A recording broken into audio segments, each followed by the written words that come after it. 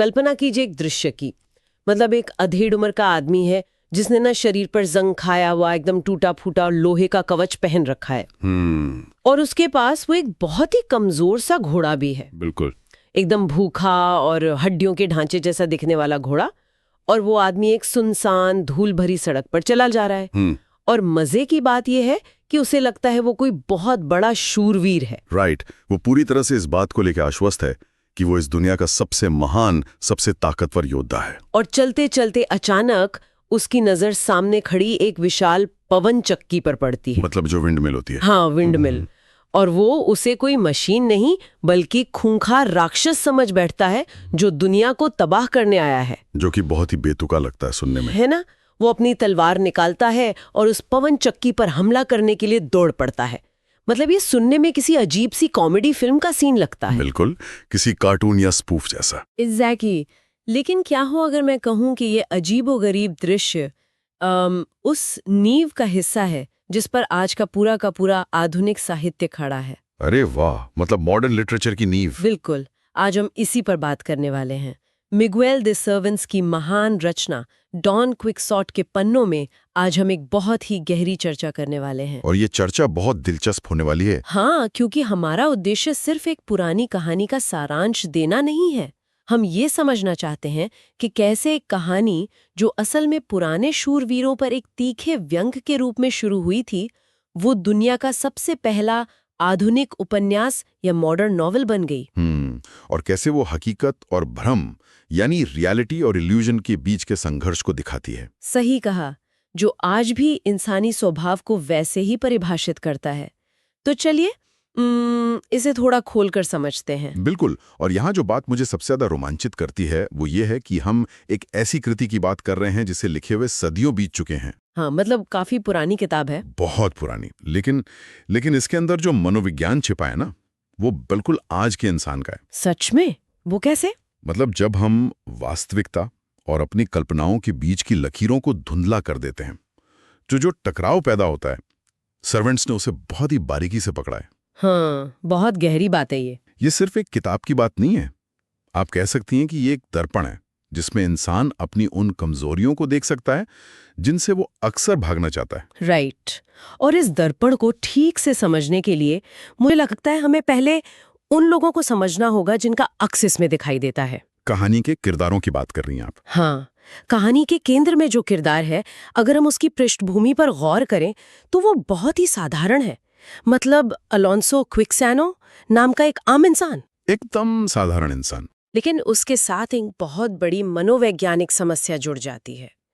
ये इंसान पुराने शूरवीरों, योद्धाओं और उनके जादुई कारनामों की कहानियां पढ़ने का इतना बड़ा शौकीन है कि वो पढ़ते पढ़ते अपनी मानसिक सुध-बुध खो बैठता है। मतलब लिटरली किताबों में गुम हो जाता है। हाँ, उसे लगने लगता है कि वो खुद उन कहानियों का हिस्सा है।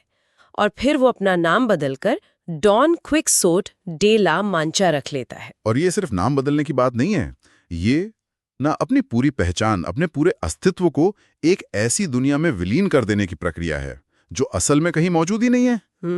एक काल्पनिक दुनिया। एग्जैक्टली। वो अपने लिए एक पुरानी दुनिया के नियम तय कर लेता है, एक ऐसी दुनिया जहां शूरवीर होते हैं, जादूगर होते हैं और हर जगह खतरे होते हैं। अगर मैं इसे आज के समय के हिसाब से समझने की कोशिश करूं तो ये मुझे एक बहुत ही दिलचस्प स्थिति लगती है। अच्छा, कैसे? मान लीजिए आज के दौर में कोई इंसान किसी वर्चुअल रियलिटी वीडियो गेम में या किसी बहुत लंबी फैंटेसी वेब सीरीज में इतना ज्यादा डूब जाए कि वो गेम से बाहर आने के बाद भी उसी मानसिकता में रहे। अरे वाह, ये बहुत बढ़िया एनालॉजी है ना? मतलब उसने अपना वीआर हेडसेट तो उतार दिया है जी, लेकिन उसका दिमाग अभी भी उसी गेम के अंदर है। हाँ, और उसे लग रहा है कि गेम अभी भी चल रहा है। राइट। वो सड़क पर चलते हुए ट्रैफिक सिग्नल को कोई जादुई पोर्टल समझ ले या फिर अपने पड़ोसियों को गेम के दुश्मन मान बैठे। क्या हम कह सकते हैं कि डॉन क्विक्सोट का पागलपन कुछ ऐसा ही था? ये तुलना काफी हद तक सटीक बैठती है। जैसे आज के दौर में स्क्रीन और आभासी दुनिया लोगों के दिमाग पर हावी हो सकती है, वैसे ही उस समय छपी हुई किताबों ने क्विक्सानो के दिमाग पर कब्जा कर लिया था। हाँ, मीडिया का असर। लेकिन यहाँ एक बहुत बड़ा पेच है। सर्वेंट सिर्फ एक आदमी के इस वीआर हेडसेट वाले पागलपन को दिखाकर रुक नहीं गए। अच्छा, तो उन्होंने और क्या किया? उन्होंने इस कहानी में एक बहुत ही जीनियस काम किया है। उन्होंने इस हवा में उड़ते हुए किरदार के साथ एक ऐसा साथी जोड़ दिया जो पूरी तरह से जमीन पर टिका हुआ था। मैं समझ गई। हाँ, मैं बात कर रहा हूँ सांचो पांजा की। सांचो पांजा, डॉन क्विक्सॉट का वफादार साथी। लेकिन मैं यहाँ एक सवाल पूछना चाहूंगी। जी पूछिए। साहित्य में तो हमेशा से हीरो के साथ कोई ना कोई साथी या साइड किक होता ही है। बिल्कुल होता है। फिर चाहे वो कोई पुरानी पौराणिक कथा हो या कोई लोक कथा। तो अगर हम सिर्फ एक पागल आदर्शवादी इंसान और एक समझदार व्यवहारिक इंसान की बात कर रहे हैं, तो ये जोड़ी इतनी महान कैसे हो गई? ये एक बहुत ही शानदार सवाल है। मतलब इसमें ऐसा क्या नया था जिसने इसे आधुनिक उपन्यास की नींव बना दिया? और यहीं से हमें समझ में आता है कि ये आधुनिक क्यों है। देखिए, पुराने महाकाव्यों या कहानियों के जो हीरो होते थे ना, जैसे ग्रीक कहानियों में अकिलीज हो गए, हाँ, या फिर आर्थुरियन लेजेंड्स में किंग आर्थर। एग्जैक्टली, वो पूरी तरह से एक आयामी या कहें कि वन डायमेंशनल होते थे। मतलब उनमें कोई बदलाव नहीं आता था? बिल्कुल नहीं। वे कहानी के पहले पन्ने पर जैसे होते थे, आखिरी पन्ने तक वैसे ही रहते थे। उनके अंदर कोई मानसिक बदलाव नहीं आता था। और उनका साइड किक? उनका जो साइड किक होता था, वो भी सिर्फ उनकी तारीफ करने या उनकी मदद करने के लिए होता था। लेकिन डॉन क्विक्सॉट और सांचो पांजा के साथ ऐसा बिल्कुल नहीं है। तो वे अलग कैसे हैं? ये दोनों एक दूसरे को मानसिक रूप से प्रभावित करते हैं। डॉन क्विक्सॉट आदर्शवाद यानी दुनिया जैसी होनी चाहिए उसका प्रतीक है। सपनों की दुनिया। हाँ, वहीं सांचो पांजा यथार्थवाद यानी दुनिया जैसी है उसका जीता जागता उदाहरण है। डॉन क्विक्सॉट सपनों के महल बना रहे हैं और सांचो पांजा इस बात की फिक्र में है कि गधे को चारा कैसे मिलेगा। मतलब रात का खाना कहाँ से आएगा? राइट। तो मतलब सांचो पांजा एक तरह का रियलिटी चेक एल्गोरिदम है जो बार बार डॉन क्विक्सॉट को असली दुनिया में खींचने की कोशिश करता है। बिल्कुल सही कहा। लेकिन कहानी जैसे जैसे आगे बढ़ती है, एक बहुत ही गहरी मनोवैज्ञानिक घटना घटती है जिसे साहित्य के आलोचक क्विक्सोटाइजेशन कहते हैं। क्विक्सोटाइजेशन, ये क्या होता है? ये कोई स्थिर जोड़ी नहीं है। साथ रहते रहते सांचो पांजा के अंदर डॉन क्विक्सोट का आदर्शवाद आने लगता है। अरे वाह, मतलब वो भी ख्याली पुलाव पकाने लगता है? हाँ, वो भी उन सपनों और सम्मान की बातों में यकीन करने लगता है। और दूसरी तरफ डॉन क्विक्सोट धीरे धीरे सांचो के यथार्थवाद को अपनाने लगते हैं और अपनी कल्पनाओं से बाहर आने लगते हैं। ये तो बहुत ही दिलचस्प है। मतलब दोनों एक दूसरे में ढल रहे हैं। एग्जैक्टली। किरदारों का इस तरह से समय के साथ विकसित होना, एक दूसरे की सोच को बदलना, यही वो चीज है जिसने पहली बार साहित्य की दुनिया में चरित्र चित्रण या कैरेक्टर डेवलपमेंट को जन्म दिया। और इसीलिए इसे पहला आधुनिक उपन्यास कहा जाता है। बिल्कुल। ये तो वाकई दिमाग को झकझोर देने वाली बात है। किरदारों का आपस में इस तरह से उलझना और बदलना, मतलब ये आज की फिल्मों और नाटकों का सबसे जरूरी हिस्सा है जो सावंट्स ने सदियों पहले खोज लिया था। हाँ, अब इस जोड़ी के साथ जब हम कहानी में आगे बढ़ते हैं तो वो मशहूर दृश्य आता है जिसका मैंने शुरुआत में भी जिक्र किया था। पवन चक्कियों वाला दृश्य। हाँ, विंडमिल से लड़ाई वाला दृश्य। जो स्रोत हमारे पास है वो इस दृश्य को कहानी का सबसे प्रतीकात्मक हिस्सा मानता है। ये दृश्य इतिहास के पन्नों में हमेशा के लिए अमर हो चुका है। सच में? लेकिन क्यों? जब डॉन क्विक्सोट पवन चक्कियों को विशाल राक्षस समझकर उन पर अपनी पूरी ताकत से हमला कर देते हैं, तो ये सिर्फ हंसाने के लिए नहीं लिखा गया था। मतलब इसमें कोई गहरा अर्थ है? बहुत गहरा। इसके पीछे कल्पना बनाम हकीकत की एक बहुत ही गहरी थीम छुपी हुई है। ये दृश्य हमें दिखाता है कि इंसान कैसे अपने ही बनाए भ्रम में जीना पसंद करता है। और उसी भ्रम को परम सत्य मान लेता है। बिल्कुल। डॉन क्विक्सोट के लिए वो पवन चक्कियां सच में राक्षस थीं। उनका खतरा उनके लिए 100% असली था। मतलब उनकी नजर में वो कोई बेवकूफी नहीं कर रहे थे? एकदम नहीं। ये इस बात का प्रतीक है कि हमारी अपनी मान्यताएं, हमारे अपने विश्वास, हमारी वास्तविकता को किस तरह से आकार देते हैं, भले ही बाकी दुनिया को वो एक कोरी बेवकूफी ही क्यों ना लगे। लेकिन यहाँ मैं एक बार फिर से इस बात पर जोर देना चाहूंगी, और शायद बहुत से लोग जो इस कहानी के बारे में सुनते हैं वे भी यही सोचते होंगे। क्या सोचते होंगे? हम बार बार कह रहे हैं कि वो भ्रम में था, वो पागल हो गया था, उसने मशीन को राक्षस समझ लिया। जो कि सच है। ये तकनीकी रूप से सच है कि वो गलत था, लेकिन क्या उसका ये पागलपन पूरी तरह से गलत या बुरा है? आप ऐसा क्यों पूछ रही हैं? मेरा मतलब है, अगर हम उसके इरादों को देखें तो वो दिल से एक बहुत ही नेक इंसान है। वो इस स्वार्थी और जालिम दुनिया में न्याय लाना चाहता है। हाँ, वो दूसरों की मदद करना चाहता है। बिल्कुल, वो असहाय लोगों की मदद करना चाहता है। तो क्या आज की दुनिया में जो अक्सर बहुत संवेदनहीन और मतलबी हो जाती है, ऐसे आदर्शवादी लोगों की जरूरत नहीं है? एक बहुत ही जायज पॉइंट है ये। भले ही उनका तरीका वास्तविकता से थोड़ा दूर ही क्यों न हो, क्या ये कहानी सिर्फ एक पागल का मजाक उड़ा रही है? मैं आपकी इस भावना की कदर करता हूँ और सच कहूँ तो यही वो बिंदु है जहाँ ये उपन्यास एक साधारण कॉमेडी से उठकर एक दार्शनिक ग्रंथ बन जाता है। अच्छा। देखिए, सर्वेंट्स डॉन क्विक्सोट का मजाक तो उड़ा रहे हैं, लेकिन वो उनसे नफरत नहीं कर रहे हैं। एक तरह की सहानुभूति है। बिल्कुल। असल में डॉन क्विक्सोट के इरादे बहुत ही शुद्ध और पवित्र हैं।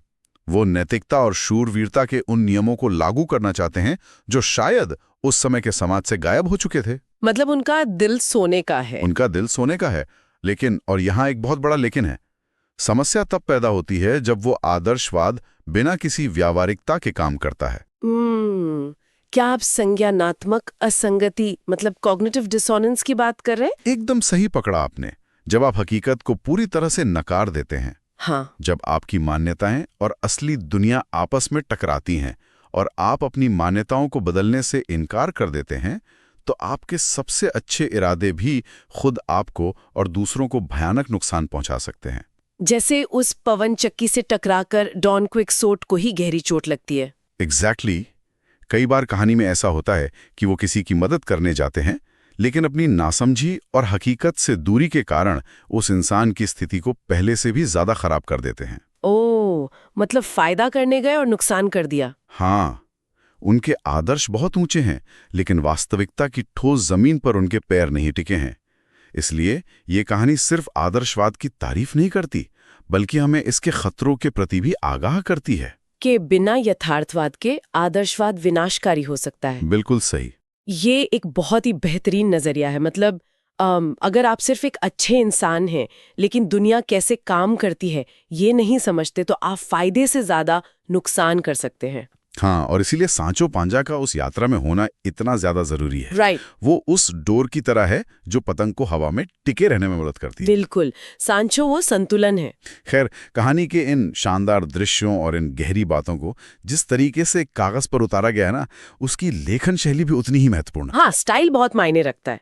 स्रोत से हमें पता चलता है कि ये किताब मूल रूप से पुराने समय की शूरवीर परंपराओं और समाज की सोच पर एक गहरा व्यंग यानी सटायर है। हाँ, एक ऐसा व्यंग जिसने उस समय की पूरी साहित्यिक दुनिया को हिलाकर रख दिया। वो कैसे? उस दौर में शूरवीरों की जो कहानियां लिखी जाती थी, वो आज की सुपर हीरो फिल्मों की तरह थी। बहुत ही अतिरंजित, मतलब एग्जैजरेटेड। जहां हीरो हमेशा जीतता है। हाँ, उनमें हीरो बिल्कुल परफेक्ट होता था। उसके बाल कभी खराब नहीं होते थे, वो कभी कोई गलती नहीं करता था और हमेशा हजारों दुश्मनों को अकेले मार गिराता था, जो कि असल जिंदगी में तो नामुमकिन है। एग्जैक्टली। सर्वांटिस ने उस परफेक्शन या पूर्णता के विचार पर ही प्रहार किया। उन्होंने दुनिया को एक ऐसा हीरो दिया जो बूढ़ा है, जिसकी हड्डियां कमजोर हैं, जो मानसिक रूप से भ्रमित है। हाँ, जिसका घोड़ा चलने से ज्यादा हाफता है और जो हर दूसरी लड़ाई में बुरी तरह से पिटता है। मतलब ये तो एंटी हीरो हो गया एक तरह से। बिल्कुल। इस व्यंग के जरिए उन्होंने समाज को आईना दिखाया कि दुनिया किसी जादुई कहानी की तरह परफेक्ट नहीं है। लेकिन स्रोत में एक और बहुत ही तकनीकी और दिलचस्प बात का जिक्र है, जिसने मुझे सच में हैरान कर दिया। वो क्या बात है? इसमें कहा गया है कि सर्वांटिस ने कहानी के अंदर कहानी यानी मेटाफिक्शन का अनोखा प्रयोग किया है। मेटाफिक्शन। अब लोग अक्सर आज की फिल्मों के संदर्भ में मेटा शब्द का इस्तेमाल करते हैं, जहां किरदार सीधे दर्शकों से बात करते हैं या उन्हें पता होता है कि वे किसी फिल्म में हैं। जैसे कि डेडपूल में होता है। हाँ, डेडपूल। लेकिन 17वीं सदी की शुरुआत में लिखे गए इस उपन्यास में मेटाफिक्शन आखिर कैसे काम करता है, ये बात श्रोताओं के लिए समझना बहुत जरूरी है। ये शायद इस किताब का सबसे क्रांतिकारी और दिमाग घुमा देने वाला हिस्सा है। सच में? हाँ, देखिए, डॉन क्विक्सोट 2 भागों में प्रकाशित हुई थी। पहला भाग 1605 में और दूसरा भाग उसके लगभग 10 साल बाद 1615 में। ठीक है। अब सुनिए कि सर्वेंटिस ने दूसरे भाग में क्या किया। कहानी के अंदर डॉन क्विक्सोट और सांचो पांजा को अचानक ये पता चलता है कि उनके जो कारनामे उन्होंने पहले भाग में किए थे, उन पर एक किताब छप चुकी है। एक मिनट, मतलब कहानी के अंदर के किरदारों को ये पता चल जाता है कि वे किसी कहानी के किरदार हैं? हाँ, और बाहर की दुनिया उनके बारे में पढ़ रही है। बिल्कुल। दूसरे भाग में जब वे अपने सफर पर निकलते हैं, तो वे ऐसे कई लोगों से मिलते हैं जिन्होंने डॉन क्विक्सॉट का पहला भाग पढ़ रखा है। Oh my God. वे लोग पहले से ही डॉन क्विक्सॉट और सांचो को पहचानते हैं, उनकी कमजोरियों को जानते हैं और कई बार उनके साथ मजाक करने के लिए उसी किताब का इस्तेमाल करते हैं। ये तो सच में बहुत ब्रिलियंट है। है ना? किरदारों को खुद के एक काल्पनिक पात्र होने का एहसास होना, ये उस दौर के हिसाब से इतना आगे की सोच थी कि आज भी इसे पढ़कर लोग दांतों तले उंगली दबा लेते हैं। मतलब पाठक भी कंफ्यूज हो जाएं कि क्या सच है और क्या कहानी। एग्जैक्टली।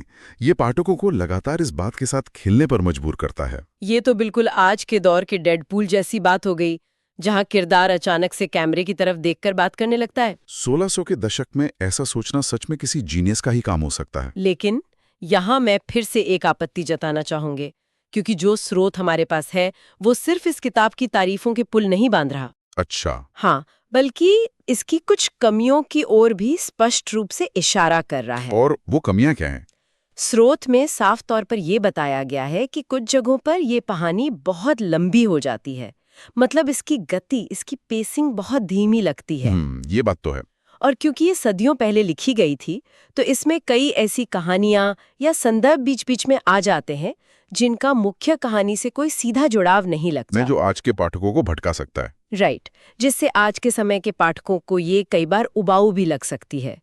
तो मेरा सवाल ये है, अगर इस किताब में इतनी कमियां हैं, अगर ये बीच बीच में अपनी रफ्तार खो देती है, तो फिर इसे इतनी महान किताब और दुनिया का पहला आधुनिक उपन्यास क्यों माना जाता है? क्या सिर्फ मेटाफिक्शन के कारण? हाँ, क्या सिर्फ उसी कारण से? आपकी आपत्ति बिल्कुल जायज है और किसी भी आधुनिक पाठक को ये सच में लंबी लग सकती है।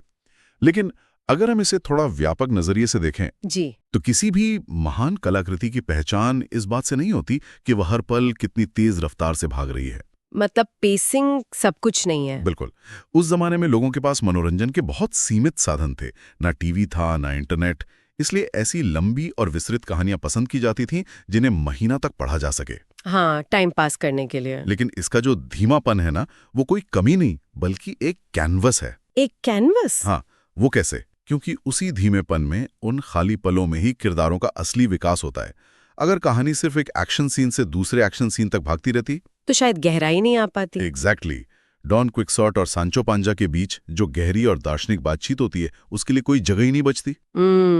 समझ रही होंगे। उनकी कमियों, उनके भटकाव और उनकी बोरियत के कारण ही वे हमें असली इंसान लगते हैं, ना कि कोई प्लास्टिक के डिब्बे से निकले हुए परफेक्ट हीरो। बहुत खूब कहा आपने। कमियों के बावजूद ये किरदार इतने जीवंत हैं कि हम उनमें खुद को देख सकते हैं। आधुनिक उपन्यास का मतलब ही यही है कि उसमें इंसानी दिमाग की उलझनों को पूरी तरह से खोला जाए। और उसके लिए समय और विस्तार की जरूरत तो होती है। बिल्कुल होती है। मैं आपकी बात समझ रही हूँ। मतलब इंसान होने का असली मतलब ही ये है कि हम कमियों के साथ हैं। हम हमेशा तेज रफ्तार से नहीं भाग सकते। हमारी जिंदगी में भी ठहराव आते हैं, उबाऊ पल आते हैं, और वही हमें इंसान बनाते हैं। एकदम सही। अब अगर हम इस पूरी लंबी और गहरी चर्चा को आज के हमारी असल जिंदगी से जोड़ें, तो हम इससे क्या सीखते हैं? ये एक बहुत जरूरी सवाल है। ये किताब भले ही सदियों पुरानी हो, लेकिन इस चर्चा के अंत में हमारा निष्कर्ष बहुत साफ है। ये कहानी सिर्फ हमें हंसाने के लिए नहीं है, बल्कि ये इंसानी सोच, हमारे सपनों और हमारी वास्तविकता के बीच के उस संघर्ष की एक बहुत ही गहरी झलक है, जिससे हम हर रोज गुजरते हैं। ये सच में एक बहुत बड़ा सबक है। हम सभी के अंदर कहीं ना कहीं एक डॉन क्विक्सॉट छुपा है, जो एक आदर्श दुनिया के सपने देखता है। हाँ, जो चाहता है कि सब कुछ न्यायपूर्ण हो, जो किसी न किसी रूप में इस दुनिया को बदलना चाहता है। और शायद एक सांचो पांजा भी छुपा है, जो हमें याद दिलाता है कि सपने देखने से पेट नहीं भरता, बिल भी भरने पड़ते हैं। और दुनिया वैसी नहीं चलती जैसी हम चाहते हैं। बिल्कुल। यही वो संतुलन है जो इस कहानी का सार है। सपने देखना बहुत जरूरी है, क्योंकि अगर समाज में सिर्फ यथार्थवाद रह जाए और आदर्शवाद खत्म हो जाए, तो क्या होगा? तो दुनिया बहुत नीरस, स्वार्थी और बिना किसी ऊंचे लक्ष्य वाली हो जाएगी। बिना सपनों के कोई क्रांति नहीं होती, कोई नई खोज नहीं होती। लेकिन हकीकत को समझना भी उतना ही महत्वपूर्ण है। एग्जैक्टली। ज्ञान, आदर्श और सपने तभी फायदेमंद और रचनात्मक होते हैं जब हम उन्हें वास्तविकता के धरातल पर समझें और लागू करें। मतलब दोनों का बैलेंस जरूरी है। हाँ, अगर आपके पास सिर्फ डॉन क्विक्सॉट है तो आप पागलपन और विनाश की तरफ जा रहे हैं, और अगर आपके पास सिर्फ सांचो पांजा है तो आपकी जिंदगी में कोई जादू नहीं है, कोई बड़ा मकसद नहीं है। क्या बात है! सांचो पांजा के बिना डॉन क्विक्सॉट अधूरे हैं और डॉन क्विक्सॉट के बिना सांचो की जिंदगी महज एक संघर्ष है। मतलब दोनों का संतुलन ही एक अच्छी और सार्थक जिंदगी की असली चाबी है। हमें हवा में उड़ना भी आना चाहिए और हमारे पैर जमीन पर भी टिके रहने चाहिए। बिल्कुल सही निष्कर्ष निकाला आपने। तो अगर हम आज की इस गहरी चर्चा को समेटें तो हमने देखा कि कैसे एक इंसान जो फैंटेसी में खो गया था, उसने साहित्य की दुनिया में एक ऐसी क्रांति ला दी जो आज तक महसूस की जा रही है। हाँ, एक ऐसी कृति जो हमेशा अमर रहेगी। पवन चक्कियों से उसकी लड़ाई सिर्फ एक हास्य दृश्य नहीं है, बल्कि हमारे अपने भ्रमों और संज्ञानात्मक असंगति से हमारी लड़ाई का बेहतरीन प्रतीक है। सही बात है। व्यंग्य से भरी ये कहानी हमें बहुत ही हल्के फुल्के अंदाज में हमारी अपनी हकीकत का सामना करना सिखाती है। जिन लोगों को दार्शनिक, मजेदार और अर्थपूर्ण चर्चाओं में दिलचस्पी है, उनके लिए सर्वेंट्स की दुनिया यकीनन किसी खजाने से कम नहीं है। ये निश्चित रूप से इंसानी मनोविज्ञान और मानवीय कमजोरियों का एक बहुत पुराना लेकिन बेहद सटीक अध्ययन है, जो आज के समय में शायद पहले से भी ज्यादा प्रासंगिक हो गया है। बिल्कुल, आज के समय में तो और भी ज्यादा। आपकी इस बात ने मुझे एक नया विचार दे दिया है और इसी विचार के साथ मैं आज की इस चर्चा को समाप्त करना चाहूंगी। मैं एक ऐसा सवाल छोड़ना चाहती हूँ जिस पे शायद हम सबको अकेले में बैठकर सोचना चाहिए। वो क्या है? डॉन क्विक्सॉट तो पुराने समय में शूरवीरों की छपी हुई किताबें पढ़कर अपनी एक अलग काल्पनिक दुनिया बना बैठे थे। वे उन किताबों के झूठ को सच मान बैठे था। हाँ। लेकिन जरा आज के इस दौर की तरफ देखिए, जहां हम लगातार सोशल मीडिया की फीड्स, तरह तरह के न्यूज़ चैनलों के दावों और इंटरनेट की उस चकाचौंध वाली दुनिया में डूबे रहते हैं, जहां हर कोई हमें एक अलग सच्चाई दिखाने की कोशिश कर रहा है। राइट? तो क्या हम भी अनजाने में अपने दिमाग में अपनी खुद की कुछ काल्पनिक पवनचक्कियां नहीं बना रहे हैं? डिजिटल पवनचक्कियां। हाँ, वो इंटरनेट की बहसें जो असल जिंदगी में कोई मायने नहीं रखती, वो असुरक्षाएं जो सिर्फ हमारी स्क्रीन पर मौजूद हैं लेकिन हमें असली लगती हैं, जो हमें परेशान करती रहती हैं। बिल्कुल। या वो विरोधी विचार जिन्हें हम बिना सोचे समझे अपना सबसे बड़ा दुश्मन मान बैठते हैं। क्या हम भी हर दिन अपनी बनाई उन डिजिटल पवनचक्कियों से अपना समय और ऊर्जा बर्बाद करके नहीं लड़ रहे हैं? ये एक बहुत ही गहरा सवाल है। क्या आज का एल्गोरिदम हमारा सांचो पांजा है जो हमें सच्चाई दिखाता है, या वो सिर्फ हमें हमारे ही डॉन क्विक्सॉट वाले भ्रम में और गहरा धकेलता जा रहा है? सोचने वाली बात है। इस सवाल के साथ हम आज की इस गहरी चर्चा को यहीं विराम देते हैं। इस पर जरूर विचार कीजिएगा कि कहीं आप भी किसी काल्पनिक राक्षस से तो नहीं लड़ रहे। हमारे साथ इस सफर में जुड़ने के लिए बहुत बहुत शुक्रिया। जल्द ही फिर मुलाकात होगी एक नए और दिलचस्प विषय के साथ।